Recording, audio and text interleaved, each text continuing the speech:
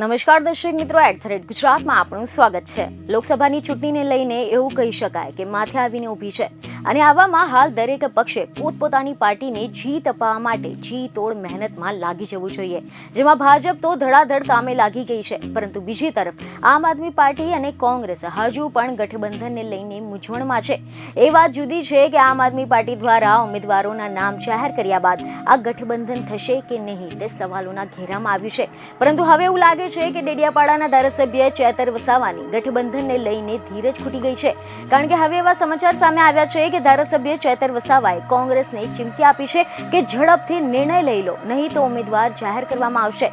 જી હા, media report અનુસાર એવી જાણકારી મળી રહી છે કે આમ આદમી પાર્ટી દ્વારા બારડોલી લોકસભામાં વ્યારા ખાતે એક બેઠકનું આયોજન કરવામાં આવ્યું હતું, જેમાં ડેડિયાપાડાના ધારાસભ્ય અને ભરૂચ લોકસભાના ઉમેદવાર ચેતર વસાવાએ કાર્યકર્તાઓ સમક્ષ પોતાની વાત રજૂ કરી હતી। તમે જણાવ્યું કે બારડોલી લોકસભામાં આમ આદમી પાર્ટીનું પ્રદર્શન એક કોંગ્રેસ કરતાં સારું રહ્યું છે।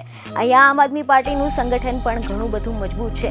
આજે અમે સંગઠનના સાથીઓને અને દાવેદારોને મળ્યા છે। અમારું માનવું છે કે જેટલા ઝડપથી ઉમેદવારોનો નિર્ણય લેવામાં આવે એટલું ચૂંટણી લડવામાં સરળતા રહેશે। જો કોંગ્રેસ નિર્ણય લેવામાં સમય પસાર કરશે તો આમ આદમી પાર્ટી બારડોલી લોકસભા સીટ માટે પોતાના ઉમેદવાર જાહેર કરી દેશે।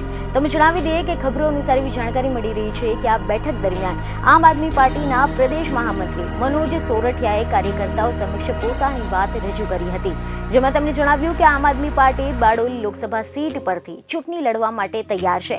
આમ આદમી પાર્ટી હાલ ઇન્ડિયા એલાયન્સમાં સભ્ય છે અને આના માટે આમ આદમી પાર્ટીએ ઇન્ડિયા એલાયન્સ સમક્ષ બારડોલીની સીટ માંગી છે। આમ આદમી પાર્ટી સમગ્ર આદિવાસી વિસ્તારમાં ખૂબ જ મજબૂત પરિસ્થિતિમાં છે અને બારડોલી લોકસભા સીટ પર પણ એક મજબૂત ઉમેદવાર ઉતારવા જઈ રહી છે।